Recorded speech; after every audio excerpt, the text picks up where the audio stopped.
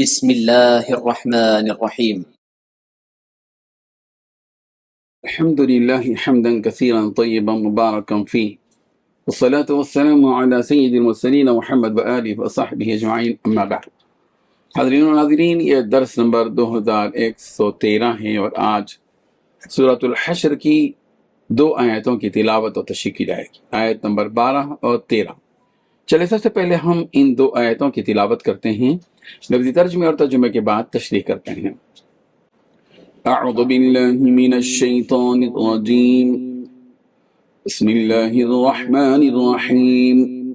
لئن اخرجوا لا يخرجون معهم ولئن قوتلوا لا ينصرونهم ولئن نصروهم ليولن الأدبار ثم لا ينصرون لأنتم أشد رهبة في صدورهم من الله ذلك بأنهم قوم لا يفقهون صدق اللہ العظیم۔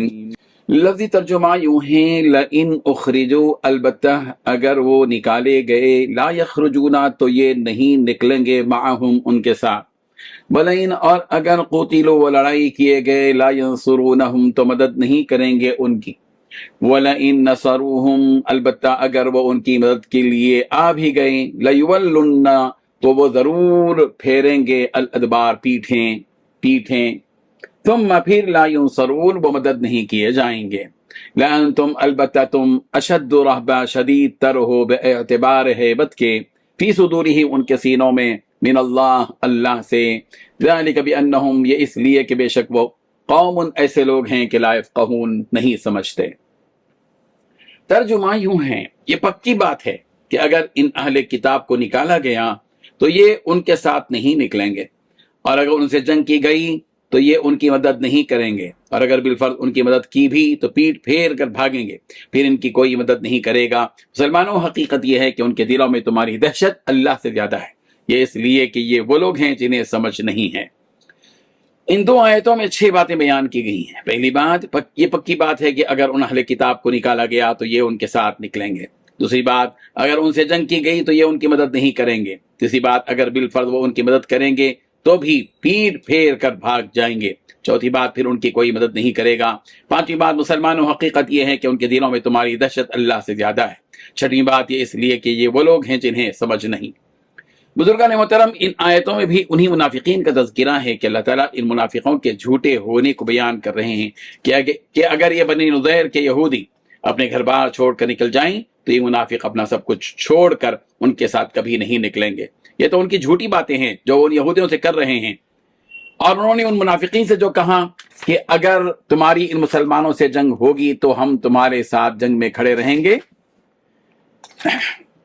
یہ بھی ان کا ایک جھوٹ ہے، اور وہ ایسا کبھی نہیں کریں گے، اس لیے کہ ان منافقوں کو اپنی جان اور مال سب سے عزیز ہے، جس کی خاطر وہ سب کچھ کرنے کے تیار ہو جائیں گے، چاہے انہیں کسی کو دھوکہ دینا پڑے یا کسی سے جھوٹ بولنا پڑے۔ اور جب ان یہودیوں کے ساتھ مسلمانوں کی جنگ ہو جائے یا مسلمان انہیں محصور کر لیں تو یہ لوگ ایسے وقت میں وہاں سے اپنی جان بچا کر بھاگ نکلیں گے کہ کہیں ہمیں بھی ان کا ساتھی سمجھ کر قتل کر دیا نہ جائے۔ اس طرح ان کی کسی طرح کی بھی مدد نہیں کی جائے گی۔ ان کے ایسا کرنے کی وجہ بیان کرتے ہوئے فرمایا کہ ان لوگوں کے دلوں میں تمہاری اے مسلمانوں بہت زیادہ ہیبت بیٹھ گئی ہے، جس کی وجہ سے تمہارے سامنے آنے اور تمہارا مقابلہ کرنے کی ان میں ہمت نہیں، وہ اپنے رب سے ڈرنے کے بجائے تم سے ہی زیادہ ڈرتے ہیں۔ اذا فریق منہم یخشون الناس کخشیۃ اللہ او اشد خشیہ، ان میں سے بعض لوگ ایسے ہیں کہ جو لوگوں سے اس طرح ڈرتے ہیں جیسے اللہ سے ڈرنا ہے، بلکہ اس سے بھی کہیں زیادہ۔ سورہ نساء آیت نمبر 77 ان کا یہ حال اس لیے کہ وہ اللہ تبارک و تعالیٰ کی عظمت اور اس کی قدرت سے ناواقف ہیں۔ اگر انہیں اللہ تعالیٰ کی قدرت اور عظمت کا صحیح معنی میں پتہ چل جاتا تو ان کی کیفیت ہی کچھ اور ہوتی، اور کوئی لمحہ ایسا نہ گزرتا کہ جس میں ان کے دل اللہ کے خوف سے خالی ہوں۔ آج کل ہماری جو حالت ہے، ہمیں بھی اللہ اور اس کی پکڑ کا ذرا بھی خوف نہیں ہے۔ اس کے بجائے اگر ہمیں کوئی صاحب حیثیت شخص کسی کام کے کرنے کا حکم دے تو ہم اسے فوراً بجا لاتے ہیں، جبکہ مالک دو جہاں کے حکموں سے لاپرواہی برتتے ہیں، اور اس پر ہمیں اس کی پکڑ کا ذرا بھی خوف نہیں۔